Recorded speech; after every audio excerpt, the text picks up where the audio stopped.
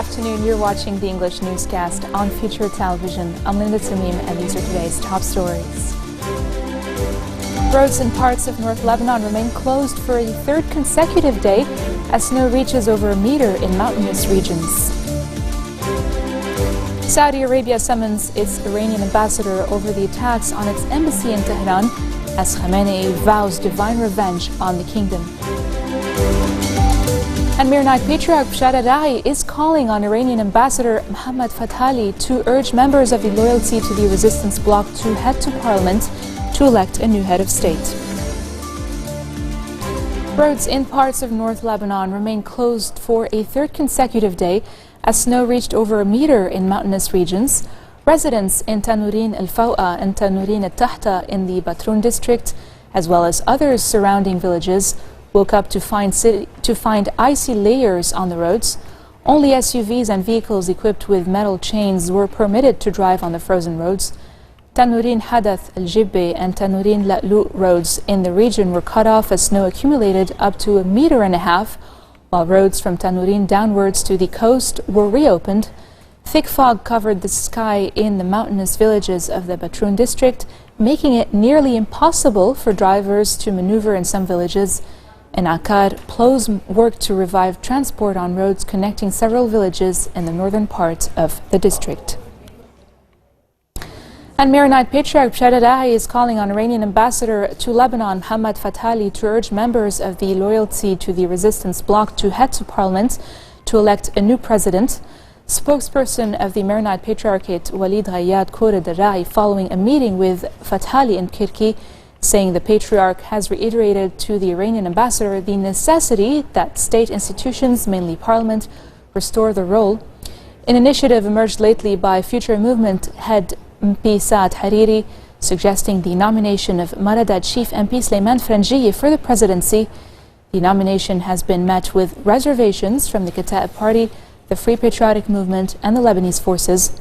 Just a reminder that Lebanon has been without a president since the term of President Michel Sleiman ended in May of 2014.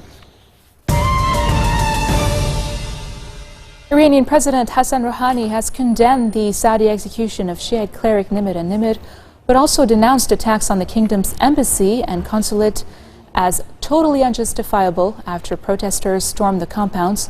Hassan Rouhani said the actions last night by a group of radicals in Tehran and Mashhad, leading to damage at the Saudi embassy and consulate, are totally unjustifiable, as the buildings should be legally protected in the Islamic Republic of Iran.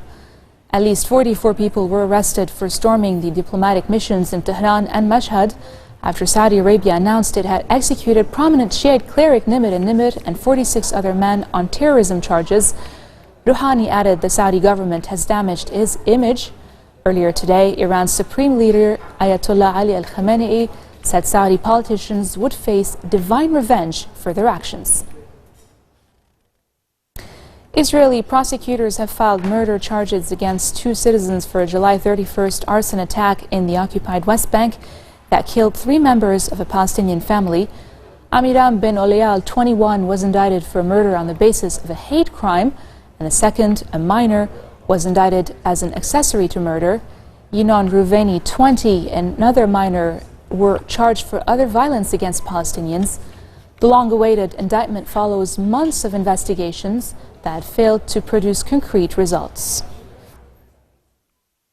And moving on to the United States, Republican presidential candidate Donald Trump has blasted President Barack Obama and his Democratic competitor Hillary Clinton in front of a capacity crowd in Mississippi, blaming them for ISIS and promising to strike down any Obama executive actions on gun control. In the wide-ranging speech, Trump bounced briskly around campaign topics and cited positive election surveys to applause from the crowd. And coming up next, we continue with a positive majority with John Antonios. Stay with us for the exclusive.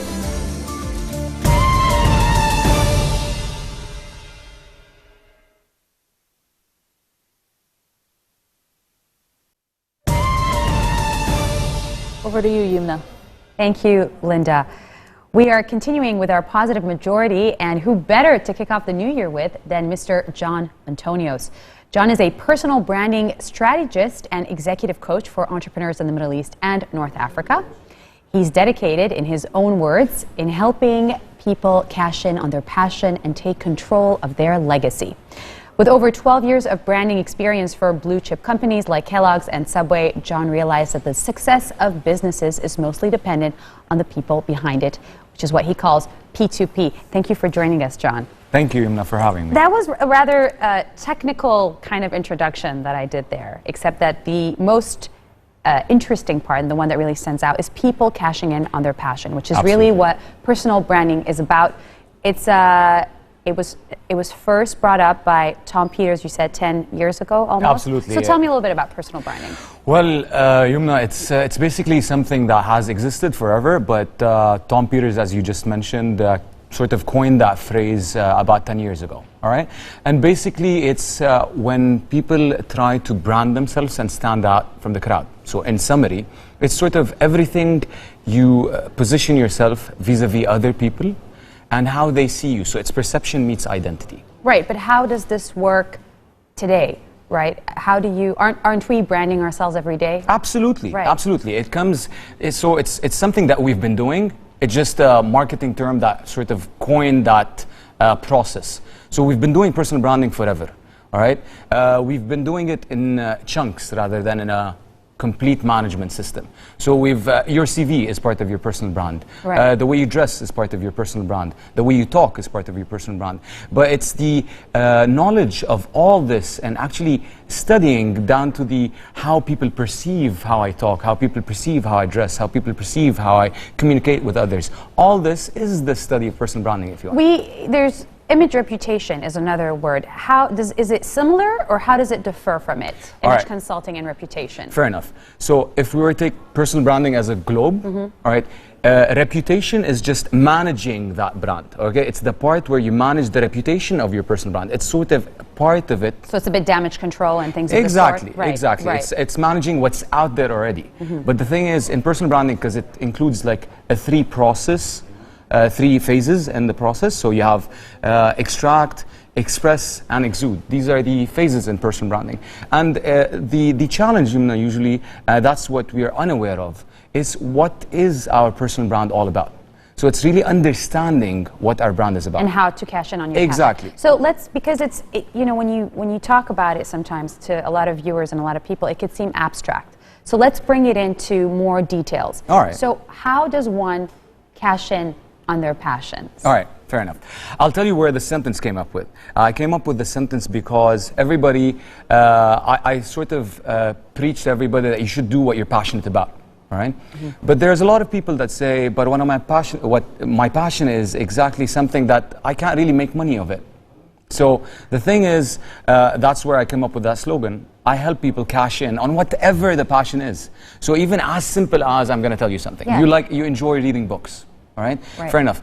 There's a way that you can turn that into an actual business. You can turn that. How do you do that? All right. So let's say you like reading books. You start sharing those interesting books you've read with others, but you create a blog of sorts. That's one idea. You create a blog of sorts and discuss this book. So more and more people will be interested in reading your reviews of certain books. And this way, so moving from a business perspective, you have authors and publishers that will seek you out before they publish the book, so you can get a sneak preview of the book and discuss it so people would buy it. So it's just, that's one simple example. Well, this is a very good example because, as you said, and I'm sure what makes it easier today with personal branding is social media. Absolutely. And the effective use of social media, which is another topic. 10 years ago, when Tom Peters invented it, it was probably a different era in terms of that, right? So True. has social media has probably facilitated it today. Absolutely. And people are learning to basically become entrepreneurs and open businesses via the online community and things of the sort. How do you stand out? All right, so how do you stand out in a digital world? In that in a sense? digital world, All right, how do you stand fair out? enough. Well, what applies back then and what applies today is identifying what makes you unique. That's one of the things that helps you stand out. Otherwise, if I were to And that's what you help people with as well, exactly. right? So Finding out what makes them that's unique. the extract phase in personal branding. Extract phase is really unveiling your passion, your value set, your brand attributes, your skill set. All these make up your brand. And so this is actually what makes you stand out. Now, it's how you communicate that or how you channel that towards what you want to do. And that's how you stand out, for example, in being an anchor or in being a consultant or in being something else. This is, I'm sure this is true for all ages, people who are still looking for what they want to become and things of the sort. But I'm guessing people who really can benefit from this are people of all ages, but is it mostly students who are trying to figure out what they want to do?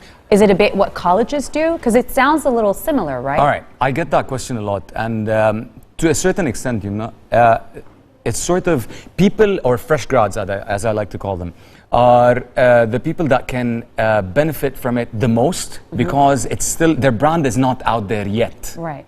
All right, so that's why they can cash in on that process much more than others.